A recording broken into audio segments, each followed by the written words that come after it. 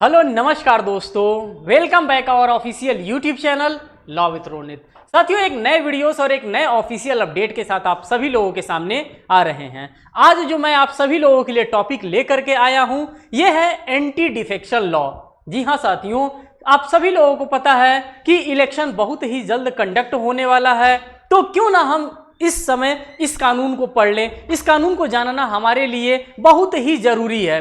अगर हम बात करते हैं दल बदल विरोधी कानून के बारे में, आप समझ सकते होंगे कि मैं क्या कहना चाहता हूं, मैं आपसे क्या बताना चाहता हूं। जी हां, मैं बिल्कुल वही बताना चाहता हूं कि एक नेताजी एक पार्टी से जीत करके किसी दूसरे पार्टी में लालचवश मंत्री बनने के चक्कर में अपने पार्टी को छोड़ करके चले जाते थे। उसी से रिलेटेड ये कानून बनाया गया है और इस कानून का नाम दिया गया है दल बदल विरोधी कानून। हम पूरे के पूरे कानून के एक एक प्रोविजंस को यहाँ पे आप सभी लोगों के सामने रखते हुए चलेंगे। देखिए, अगर आप इस सीनरी को देख रहे हैं, इस कार्टून को आप देख रहे हैं, तो आपको एक टेंटेटिव आइडिया मिल रहा होगा। आइडिया ये है कि ये नेताजी हैं, ये किसी दूसरे पार्टी के जीत करके आए हैं। ये नेताजी इनको क्या ये बैग में दे रहे हैं? अब आप खुद समझदार हैं, इस बैग में कुछ इनको दे रहे हैं कि आप क्या करें, आप हमारी पार्टी को ज्वाइन कर लें। आप जैसे ही हमारी पार्टी को ज्वाइन कर लेंगे, मैं आपको किसी ना किसी पोस्ट पे कोई ना कोई मंत्री पद मैं आपको दे दूंगा। तो ये इस प्रकार की जो भी चीजें पहले चला करती थी, इसी सभी चीजों को समाप्त करने के लिए पार्लियामेंट ऑफ इंडिया के द्वारा एक नया कानून लाया गया और उस कानून का नाम दिया गया एंटी डिफेक्शन लॉ। एक एक चीजों को हम यहाँ पे गहराई से पढ़ते हुए चलेंगे कि अगर आपके main examination point of view से भी आ जाता है तो आप इसको आसानी से सॉल्व कर सकते हैं। अब आइए देखते हैं कानून का किस प्रकार से हथौड़ा चला इस एंटी डिफेक्शन लॉ पे। एक एक बारीकियों को हम समझते हुए चलेंगे। बस मैं आप सभी लोगों का टाइम मांगता हूं, आप लोग अपना कीमती टाइम दीजिए। मैं ये पूरा का पूरा कानून एक एक प्रोविजंस के साथ आप सभी लोगों के सामने समझा करके चलूंगा। अब आइए देखते हैं क्या है दल बदल और कैसे बना इस पर कानून। आखिर में सबसे तो पहले हमें यह जानकारी तो होनी चाहिए कि आखिर में ये दल बदल होता क्या है। तो मैंने आपको ऑलरेडी ये चीजें बताने का काम किया है कि दल बदल का सिंपल सा जो मीनिंग होता है, वो एक पार्टी के नेताजी हैं और अपनी पार्टी में जीत करके वो किसी दूसरे पार्टी को ज्वाइन करना चाहते हैं। अब क्यों ज्वाइन करना चाहते हैं? क्या उनकी पार्टी में उन्हें रिस्पेक्ट नहीं मिल रहा है? शायद ऐसा ही कुछ हो सकता है, उन्हें रिस्पेक्ट ना मिल रहा हो। साथ ही साथ वो जो पोस्ट चाहते हो, वो जो मंत्री पद चाहते हो, वो मंत्री पद उनको ना मिल रहा हो, तो इसलिए वो क्या कर रहे हैं? इसलिए वो इस पार्टी को ज्वाइन करना चाहते हैं, दूसरी पार्टी को ज्वाइन करना चाहते हैं। आइए इसके एक एक प्रोविजंस को हम यहाँ पे खोल खोल करके पढ़ने का काम करते हैं। सबसे पहले आप यहां पर देखिए, कहा जा रहा है कि दल बदल शब्द विद्रोही, असंतोष और एक व्यक्ति या पार्टी द्वारा की गई बगावत की बात करते हैं। जाहिर सी बात है, आप किसी घर में रहे हैं, पले हैं, बढ़े हैं, आपको सम्मान दिया जा रहा है। बाय द टाइमिंग आप क्या कर रहे हैं? थोड़े से यश और धन के लालच में आप अपने उस पूरे के पूरे परिवार को आप छोड़ करके किसी दूसरे परिवार में शामिल होने जा रहे हैं, जिसके आप कभी सदस्य थे ही नहीं। आपके वजह से क्या हो रहा है? वो पूरा का पूरा परिवार टूट रहा है। मीन्स कि वो पूरी की पूरी राजनीतिक पार्टी फेल हो जाएगी अगर आपके द्वारा इस प्रकार का काम किया जाएगा। और इन्हीं सभी चीजों को छुटकारा दिलाने के लिए, इन्हीं सभी चीजों को, ये जो रॉन्ग प्रैक्टिसेस किए जा रहे थे, इन सभी प्रैक्टिस को समाप्त करने के लिए पार्लियामेंट ऑफ इंडिया के द्वारा एक नया कदम उठाया गया और यही एंटी डिफेक्शन लॉ को पारित किया गया। कहा जा रहा है बगावत का संकेत करता है। आमतौर पर दल बदल एक संगठन को छोड़कर दूसरे संगठन में शामिल होने को कहा जाता है। जैसे कि आप यहां पे देख सकते हैं इस पीपीटी के माध्यम से। पीपीटी आपसे क्या कहना चाहता है? पीपीटी आपसे यही कहना चाहता है कि हम साहब एक पार्टी को छोड़ करके किसी दूसरे पार्टी में जा करके हम ज्वाइन करना चाहते हैं और वहां पे मुझे मंत्री का पोस्ट दिया जाएगा या व्हाटएवर ये पोस्ट हमको प्रोवाइड किया जाएगा, इसीलिए यहां पे छोड़ा जाता है। साथ ही साथ राजनीतिक परिदृश्य में जब एक राजनीतिक दल का सदस्य अपना दल छोड़ करके दूसरे राजनीतिक दल में शामिल होता है तो यही दल बदल का कानून कहा जाता है। इसी को एंटी डिफेक्शन लॉ कहा जाता है। और एक एक प्रोविजंस को मैं समझाता हुआ चलूंगा, मैं बताता हुआ चलूंगा। इस बात की गारंटी मैं दे रहा हूं कि फाइनल जब तक आप इस वीडियोस को देखेंगे आपको पूरा का पूरा एंटी डिफेक्शन लॉ आपको समझ में आ जाएगा। पूरा का पूरा इसका हिस्ट्री भी मैं आपको बताने वाला हूं कि किस किस तरह से एंटी डिफेक्शन लॉ को हमारे देश में लाने की आवश्यकता पड़ी, क्यों आखिर में लाया गया। तो अब जानेंगे कि भारत में दल बदल का क्या इतिहास रहा, क्योंकि जब तक आप हिस्ट्री को नहीं समझेंगे, जब तक आप इसके पूर्व के विकास को नहीं समझेंगे कि आखिर में क्यों ये कंटिन्यूअसली हो रहा था, तो इसीलिए इसको लाने की आवश्यकता पड़ी, या फिर कोई नई प्रैक्टिसेस आ रही थी इसलिए इसको लाने की आवश्यकता पड़ी। तो कहा जा रहा है कि भारत की राजनीति में दल बदल का इतिहास काफी पुराना है। ये आज के जमाने का नहीं है, ये अंग्रेजों के जमाने का है साहब। अंग्रेजों के जमाने में भी लोग क्या किया करते थे, तो अंग्रेजों के जमाने में भी लोग दल को बदल लिया करते थे। हम जीत इस पार्टी से रहे हैं, हम काम भारत के लिए कर रहे हैं, लेकिन अंग्रेज ने थोड़ा सा हमें क्या खिला दिया, कुछ खिला दिया, कुछ पिला दिया, राय बहादुर साहब का पोस्ट दे दिया। हमने क्या किया, हमने अपने परिवार से ही बगावत कर लिया। ये पुरानी प्रैक्टिसेस है, इसका इतिहास आज का नहीं है साहब, ये काफी पुराना इसका इतिहास है। भारत की अगर बात करते हैं तो भारत में दल बदल की वजह से कई बार राजनीतिक अस्थिरता को भी देखा गया है। कई बार सरकारें पलट चुकी हैं, कई बार सरकारें गिर चुकी हैं, सिर्फ और सिर्फ किसकी वजह से, तो इसी दल बदल कानून की वजह से। साथ ही साथ देखिए, अगर ये दल बदल कानून ना आया होता तो आज तक हर एक पार्टी आपको कहीं ना कहीं गिरी हुई दिखती, कहीं ना कहीं फटाक से 4 मंत्री जी इधर आ गए तो मैं आपको मंत्री बना दूंगा, आप हमारे पार्टी को ज्वाइन कर लीजिए। बेचारा वो बहुमतें नहीं साबित कर पाएगा। ये कानून इतना शानदार कानून आया है, अगर हम एंटी डिफेक्शन लॉ की बात करते हैं, पूरे के पूरे इसके हिस्ट्री को हम पढ़ेंगे, इसके फ्यूचर को पढ़ेंगे, आपको सभी चीजें एक एक करके समझ में आने वाली है।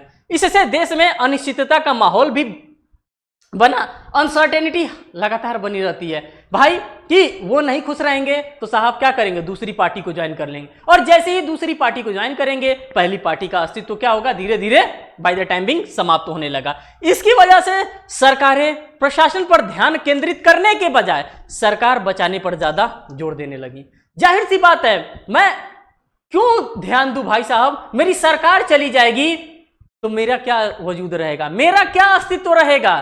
तो सरकारें क्या करने लगी, उस समय जब एंटी डिफेक्शन ये लॉ नहीं पास हुआ था, उस समय जो सरकारें वहां पर थी वो प्रशासन पर ध्यान केंद्रित नहीं करती थी, बल्कि किस पे ज्यादा फोकस करने लगी, तो सबसे ज्यादा अगर फोकस करने लगी तो अपनी सरकार को बचाने में फोकस करने लगी, तो काम अच्छे से नहीं हो पाएंगे। जब हम सरकार का ही हमारे अस्तित्व खतरे में है तो क्या मैं देश की रक्षा कर सकता हूं, क्या मैं देश के बारे में सोच सकता हूं, मैं तो दिन रात यही सोचूंगा कि कम से कम मेरी कुर्सी बची रहे।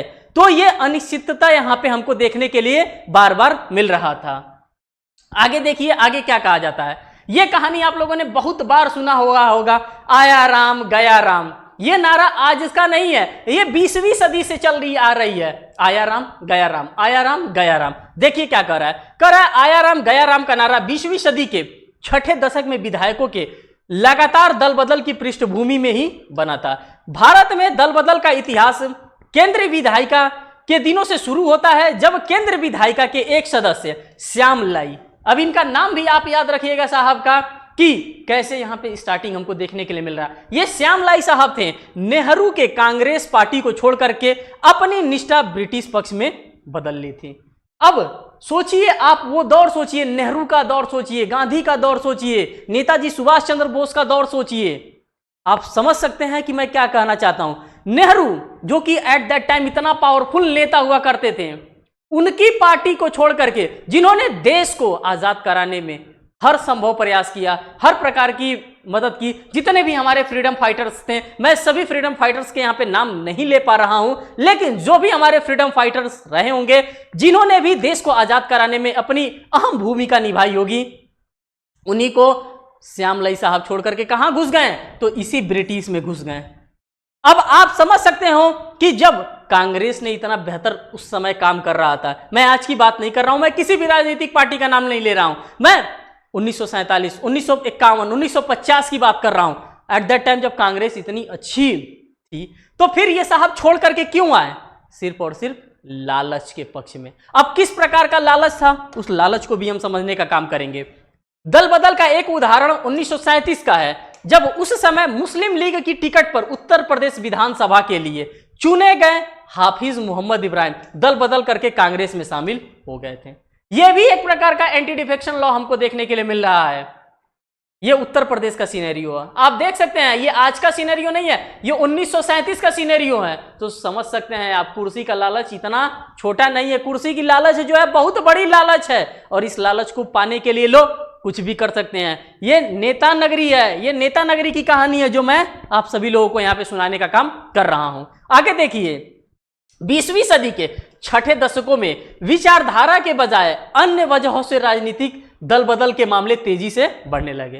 कुछ तो पहले तो हम विचारधारा को लेकर के परेशान रहते थे कि अच्छा हम इस पार्टी में हैं, हम एक्स पार्टी में हैं तो एक्स पार्टी की ये विचारधारा है, अगर हम वाई पार्टी में हैं तो वाई पार्टी की ये विचारधारा है, हम जेड पार्टी के हैं तो जेड पार्टी की ये विचारधारा है। इस विचारधारा को लेकर के क्या होने लगा, इस विचारधारा को लेकर के बदलने लगे कि भाई हम आपकी बात को नहीं मानना चाहते, हम आप में विश्वास नहीं कर रहे हैं, हम जा रहे हैं इसमें छोड़ करके। यह भी एक बहुत बड़ा मुद्दा बन गया था। किसको लेकर के, तो दल बदल को लेकर के।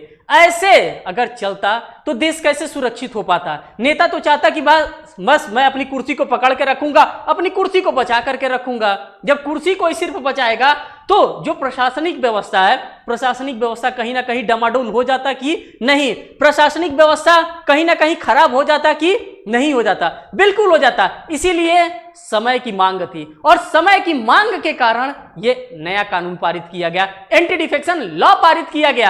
और यह कानून आप सभी लोगों के लिए इतना शानदार कानून है। आगे आइए चलते हैं और देखते हैं कि क्या क्या चीजें और हमको यहां पर देखने के लिए मिलती है।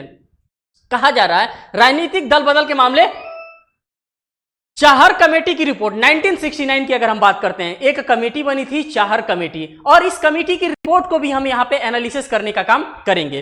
कह रहा है कि चाहर कमेटी की रिपोर्ट की अगर हम बात करते हैं, चाहर कमेटी की रिपोर्ट की अगर हम बात करते हैं तो 1969 के अनुसार चौथे लोकसभा के बाद मार्च 1967 और फरवरी 1968 की छोटी अवधि के बीच राज्यों में विधायकों में बड़े पैमाने पर अपनी दलीय निष्ठा बदल ली। जो भी अपनी निष्ठा थी उस निष्ठा को छोड़ करके अपने दल को ही इन्होंने क्या किया, एट दैट टाइम बदलने का काम किया। यह पूरा का पूरा हिस्टोरिकल बैकग्राउंड मैं आप सभी लोगों के सामने लेकर के आया हूं एंटी डिफेक्शन लॉ से। अब आगे देखिए आगे क्या कहा जा रहा है। कह रहा है पहले और चौथे लोकसभा चुनाव के बीच 2 दशकों की अवधि में दल बदल के कुल 542 मामले सामने आए। अब आप समझ सकते होंगे देश अभी क्या हुआ था, आजाद हुआ था, और उसी आजादी के बाद इस प्रकार के इतने बड़े मामले हमारे सामने आ जाते हैं। तो सोच सकते होंगे कि देश अभी आजाद हुआ है, देश में अन्न की इतनी समस्या है, खाने पीने की इतनी समस्या है, बेरोजगारी इतनी है, शिक्षा हमारे देश में बिल्कुल ही नहीं था, और ऐसे में चुनाव हुआ। पहले और चौथे लोकसभा चुनाव की अगर हम बात करते हैं तो कुल आप देख सकते हैं आंकड़े की अगर हम बात करते हैं तो पूरा 542 दल बदल हो गए। अब आप समझिए साहब, मामले सामने आए, इसमें से 438 दल बदल अकेले इन 12 महीनों में हुए थे।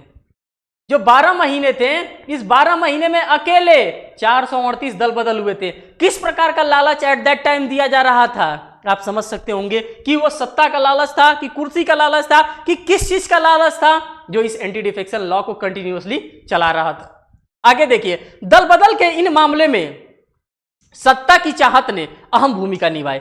सबसे बड़ी जो सत्ता होती है साहब, वो कुर्सी की सत्ता होती है। कुर्सी की भूख थी, किसकी भूख थी, वही कुर्सी जिसको कोई राजनीतिक पार्टी जल्दी अपनी कुर्सी को नहीं छोड़ना चाहता है, वही कुर्सी की भूख थी। इस बात का पता इस तथ्य से भी चलता है कि दल बदल करने वाले 210 विधायकों में से 116 विधायकों को मंत्री परिषद में शामिल किया गया। अब आप समझ सकते होंगे 210 में से 116 लोगों को मंत्री बना दिया गया। अब मंत्री किस लिए बनते हैं, सिर्फ पावर के लिए नहीं, उसके साथ साथ अन्य चीजों को मिसयूज करने के लिए लोग इस प्रकार के प्रैक्टिसेस को फॉलो करते हैं। आप सभी लोगों को पता होगा कि लिमिटेड लोगों को ही मंत्री बनाया जाता है, और उसी को मंत्री बनाया जाता है जो उस फील्ड का अनुभवी होता है। अब आप समझ सकते होंगे कि 210 विधायकों में से 116 विधायकों को क्या कर दिया गया, मंत्री परिषद में शामिल कर लिया गया। तो ये कहां से आए, ये पहले क्यों नहीं थे, ये क्यों दल बदल करके यहां पे आने का काम किए। बिना दल बदल किए क्या इनकी योग्यता एट दैट टाइम नहीं थी, बिल्कुल नहीं थी। इसीलिए इन्होंने क्या किया, इन्होंने दल बदल किया, और दल बदल कर करके 210 में से 116 विधायकों को मंत्री परिषद में शामिल किया। ये सभी के सभी आंकड़े आप सभी लोगों को समझना होगा, सभी लोगों को जानना होगा कि अगर अब इस प्रकार का कोई भी राजनीतिक पार्टी इस प्रकार की प्रैक्टिसेस को कर रहा है तो आपको समझ जाना है कि ये राजनीति पार्टी क्या करना चाहता है, कहीं ना कहीं देश को गर्त में ले जाना चाहता है। आगे देखिए, इन विधायकों ने दल बदल करने वाले मंत्रिपरिषद के गठन में मदद की थी। ऐसे में दल बदल के बढ़ते मामले को रोकने के लिए कानून बनाने पर चर्चा शुरू हो गई थी। अब इसी के बाद कहीं ना कहीं चर्चा शुरू होने लगी कि नहीं साहब, अब कानून की हमें आवश्यकता है। जब तक कानून नहीं रहेगा तब तक ये प्रैक्टिसेस रुकने वाला नहीं है। इसको रोकने का एक ही उपाय है, और वो उपाय कहां पे है? तो वो उपाय पार्लियामेंट ऑफ इंडिया के पास है। वही सिर्फ और सिर्फ इस कानून को बना सकती है, और बना करके ये जो गलत प्रैक्टिसेस की जा रही हैं, इस पार्टी को छोड़ करके सत्ता के लिए इस पार्टी में चले आ रहे हैं, उनको समाप्त करने का काम सिर्फ और सिर्फ यही कर सकता था, पार्लियामेंट ऑफ इंडिया ही कर सकता था। आगे देखिए, संसद ने पारित किया दल बदल विरोधी कानून। अब जब उसकी आवश्यकता पड़ ही गई साहब, तो संसद के पास तो माई बाप है, पूरी की पूरी पावर संसद लेकर के बैठा है, कानून भी पास किया। अब देखिए किस प्रकार का कानून इन्होंने पास किया। कहा जा रहा है वो साल था 1985 का। आप सभी लोगों ने 52वां संविधान संशोधन को जरूर पढ़ा होगा। जी हां साथियों, वही 52वां संविधान संशोधन जिसमें हम लोगों ने एंटी डिफेक्शन लॉ की बात करते हैं। देखिए, कहा जा रहा है 1985 52वां संविधान संशोधन के माध्यम से देश में दल बदल विरोधी कानून पारित किया गया। साथ ही संविधान की 10वीं अनुसूची जिसमें एंटी डिफेक्शन विरोधी कानून को भी शामिल किया गया। यह चीज हमारे लिए इंपॉर्टेंट है, हमारे प्रिलिमिनरी एग्जामिनेशन के भी लिए इंपॉर्टेंट है, और साथ ही साथ अगर आप कॉम्पिटिटिव लेवल के स्टूडेंट नहीं हैं, अगर आप कंपटीशन नहीं भी दे रहे हैं, फिर भी आपको जानना चाहिए कि क्या होता है एंटी डिफेक्शन लॉ, किसको हम लोग एंटी डिफेक्शन लॉ कहते हैं, क्या होता है दल बदल कानून, कब यह आया अस्तित्व में, और संविधान के किस पार्ट में इसको रखा गया, किस प्रोविजंस के अंतर्गत इसको स्थान मिला था। आगे देखिए, संशोधन के माध्यम से भारतीय संविधान में जोड़ा गया कानून का मुख्य उद्देश्य भारतीय राजनीति में दल बदल मामले पर अंकुश लगाना था। जो मेन ऑब्जेक्टिव हमारा था, यही मेन ऑब्जेक्टिव था कि जो एंटी डिफेक्शन टाइप के लोग थे, जो दल बदल कर रहे थे, उन दल बदल को क्या करना था, समय के साथ रोकना था। इसलिए समय के साथ रोकना था कि सरकारें क्या कर सकते हैं, वो प्रशासन पे अंकुश लगा सकें, वो सिर्फ और सिर्फ कुर्सी का दोनों पाया पकड़ करके ना बैठी रहे। पता चला कि मंत्री जी को काम करना है, मंत्री जी जुगाड़ लगा रहे हैं विधायकों से कि भैया तुम छोड़ करके जाना नहीं, भाई साहब तुम छोड़ करके उस पार्टी में जाना नहीं तो हमारी सरकार क्या हो जाएगी, हमारी सरकार गिर जाएगी। उनके पास टाइम कहां बचता कि वो प्रशासन को देखें, वो कानून व्यवस्था को देखें, वो लॉ एंड ऑर्डर को मेंटेन करें, टाइम ही नहीं बचता। सिर्फ और सिर्फ ये कानून आया, और ये कानून सभी के ऊपर क्या किया, एक तगड़ा सा अंकुश लगाने का काम किया, लोगों को समझाने का काम किया। आगे देखिए, दल बदल विरोधी कानून की मुख्य प्राविधान यहां पे क्या हमको देखने के लिए मिल रहा है, क्या क्या मुख्य प्रोविजंस हैं, हम सभी प्रोविजंस को हम यहां पे एक एक करके समझने वाले हैं। एक एक करके मैं आप सभी लोगों के सामने यहां पे रखता हुआ चल रहा हूं। अब देखिए क्या क्या प्रोविजंस हैं। कह रहा है कि दल बदल विरोधी कानून के तहत किसी जनप्रतिनिधि को अयोग्य घोषित किया जा सकता है। यदि कब उसको अयोग्य घोषित किया जाएगा, ये जो कानून हमारा पास किया पार्लियामेंट ऑफ इंडिया, क्या सिर्फ कानून पास कर देने से ही लोग एंटी डिफेक्शन नहीं करेंगे, दल बदल नहीं करेंगे? नहीं करेंगे। अगर वो करते हैं तो उनको क्या क्या सजा दिया जाएगा, किस किस चीज से उनको पेनलाइज किया जाएगा, इन सभी चीजों का ब्यौरा मैं आप सामने रखा हूं। देखिए, पहला देखिए, कह रहा है एक निर्वाचित सदस्य स्वेच्छा से किसी राजनीतिक दल का सदस्य छोड़ देता है। अगर वो छोड़ देता है तो वो क्या होगा, उसको अयोग्य घोषित किया जाएगा। अगर एक निर्वाचित सदस्य स्वेच्छा से किसी राजनीतिक दल का साथ छोड़ देता है तो भैया तुम अयोग्य हो, तुम किसी काम के अब नहीं हो, छोड़ दिए, तुम पूरे के पूरे बेकार हो। तो इस डर के वजह से वो क्या करेगा, इस कानून का पालन करेगा, और वो राजनीतिक पार्टी को, जिस पार्टी से भी वो जीता है, उस पार्टी को छोड़ने का नाम गलती से भी नहीं लेगा। दूसरी बात क्या कर रहा है, दूसरी बात कह रहा है कोई निर्दलीय निर्वाचन सदस्य किसी राजनीतिक दल में शामिल हो जाता है तो उसको क्या किया जाएगा, अयोग्य ठहरा दिया जाएगा। क्या किया जाएगा साहब, अयोग्य ठहरा दिया जाएगा। तीसरी बात यहां पर देखिए, कह रहा है कोई सदस्य सदन में पार्टी के पक्ष में विपरीत वोट देता है तो वो भी क्या मान लिया जाएगा, वो भी एट दैट टाइम इसी एंटी डिफेक्शन लॉ के अकॉर्डिंग्स में उसको अयोग्य मान लिया जाएगा। उसकी क्वालिफिकेशन को वहां पे समाप्त कर दिया जाएगा, अयोग्य मान लिया जाएगा। आगे देखिए, कह रहा है उसी में कोई सदस्य स्वयं को वोटिंग से अलग रखता है तो इसको भी क्या मान लिया जाएगा, इसको भी अयोग्य मान लिया जाएगा। क्या मान लिया जाएगा, तो इसको भी अयोग्य एट दैट टाइम मान लिया जाएगा। आगे देखिए, नेक्स्ट कर रहा है 6 महीने की समाप्ति के बाद कोई मनोनीत मेंबर कोई राजनीतिक दल में शामिल हो जाता है, इस भाई साहब को भी क्या मान लिया जाएगा, तो इनको भी साहब अयोग्य मान लिया जाएगा। पूरी की पूरी जानकारी आप सभी लोगों के पास एक एक करके मैं शेयर करता हुआ चल रहा हूं। अभी रुकना नहीं है, हमारा काफिला यहीं पे नहीं रुकेगा, अभी तो आगे आपको और चीजें दिखाना है। अब देखिए, अयोग्य घोषित करने की शक्ति किसके पास है, कौन आखिर में अयोग्य कर सकता है। मैंने आपको हिस्ट्री के बारे में बताया था, मैंने आपको बताया कि पार्लियामेंट ऑफ इंडिया को क्या जरूरत पड़ गई थी कि ये एंटी डिफेक्शन लॉ कानून बनाया। अब एंटी डिफेक्शन लॉ बन गया, अभी मैंने पूरा का पूरा कंडीशन आप सभी लोगों के सामने एक एक करके रखने का काम किया हूं कि अगर साहब ये काम कर रहे हैं तो अयोग्य होंगे, ये कर रहे हैं अयोग्य होंगे, ये कर रहे हैं अयोग्य होंगे। तो ये अयोग्य करेगा कौन, किसके पास ये जिम्मेदारी है कि बताएगा कि साहब आप इस तरह से कर रहे हैं, आप क्या हो गए हैं, आप अयोग्य हो गए। इसकी जानकारी इस स्लाइड के माध्यम से मैं आप सभी लोगों के सामने एक एक करके रख रहा हूं। देखिए, कह रहा है कानून के अनुसार सदन के अध्यक्ष के पास सदस्यों को अयोग्य करार देने संबंधी निर्णय लेने की शक्ति है। ये चीज आप सभी लोगों के लिए इंपॉर्टेंट है। और जब आप मेन पॉइंट ऑफ व्यू से, जब मेन एग्जामिनेशन को आप फेस करेंगे और आपसे एक निबंध लिखने के लिए आ जा रहा है कि एंटी डिफेक्शन लॉ पे एक निबंध लिखिए, क्या पता 2024 में चुनाव हो रहा है और 2024 में आप पीसीएस जे दे रहे हो, साथ ही साथ आप यूपीएससी का कोई एग्जामिनेशन दे रहे हो, कोई स्टेट पीसीएस का एग्जामिनेशन दे रहे हो या कोई भी एग्जामिनेशन ना दे रहे हो, फिर भी ये कानून आप सभी लोगों को समझना जरूरी है, क्योंकि देश से जुड़ा हुआ मुद्दा है और देश से जुड़ा हुआ मुद्दा हर एक नागरिक को जानना जरूरी होता है। कह रहा है कानून के अनुसार सदन के अध्यक्ष के पास सदस्यों को अयोग्य करार देने संबंधी निर्णय लेने की शक्ति होती है। यदि सदन के अध्यक्ष दल से संबंधित कोई शिकायत प्राप्त होती है तो सदन द्वारा चुने गए किसी अन्य सदस्य को इस संबंध में निर्णय लेने का अधिकार है। यह बात आप सभी लोगों को यहां पे बता दिया गया कि कौन उनको डिस्क्वालिफिकेशन कर सकता है, कौन उनको डिस्क्वालीफाई कर सकता है। अब हम यहां पे यह भी देखेंगे कि दल बदल कानून की क्या क्या कमियां हैं।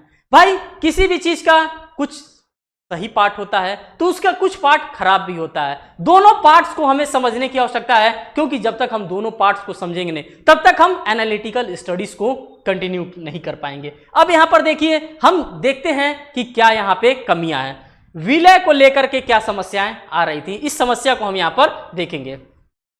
10वीं अनुसूची का नियम 4 की बात कर रहे हैं। जब हम 10th शेड्यूल्स पढ़ेंगे, 10th नंबर का शेड्यूल पढ़ेंगे तो उसमें नियम 4 विलय से जुड़े मामले में सदस्यों को अयोग्य ठहराए जाने से कुछ हद तक राहत देता है, लेकिन कानून में कुछ खामियां भी हैं। अब क्या क्या खामियां हैं? कह रहा है प्राविधान एक राजनीतिक दल के सदस्य को ऐसी स्थिति में अयोग्यता से बचाता है जहां मूल राजनीतिक दल ने दूसरे दल में विलय किया हो। यह इस प्रकार की चीजों को बचाने का काम करता है। यह इस एंटी डिफेक्शन लॉ की क्या है? कमी है। और इस कमी को मैं नहीं बताऊंगा तो कोई तीसरा व्यक्ति भी आपको नहीं बताने वाला है। तो कमी को भी आप जानिए, क्योंकि जब आप मेन पॉइंट ऑफ व्यू से आंसर राइटिंग करते हैं एट दैट टाइम इन सभी बातों को लिखना जरूरी होता है। आप उसके सही एस्पेक्ट को भी बताएंगे और उसके बुरे एस्पेक्ट को भी बताने का काम करेंगे। कह रहा है इसके लिए जरूरी है कि संबंधित राजनीतिक दल के कम से कम 2/3 विधायक विलय के लिए सहमत हुए हो। यह कमी यह है कि अयोग्यता से राहत दल बदलू के पीछे के कारण के बजाय सदस्यों की संख्या पर आधारित है। उनका कारण यहां पे साहब नहीं जाना जाएगा कि आखिर में वो विचारधारा को लेकर के दल बदल करना चाहता है कि किस कारण से वो बदल करना चाहता है, दल बदल करना चाहता है। हम यहां पे क्या देखेंगे? हम बस संख्या देखेंगे कि कितने नंबर आप लोग क्या कर रहे हैं, दल बदल करने का काम कर रहे हैं। ये सारी की सारी इस लॉ की कमियां हैं और इस लॉ की कमियों को हम और आप मिल करके ही समझ सकते हैं। और इन कमियों को सुधारने के लिए हम क्या कर सकते हैं? लॉ कमीशन को एक लेटर लिख सकते हैं, बता सकते हैं कि साहब ये कमी है, इस कमी को कृपया आप सुधारने का काम करें।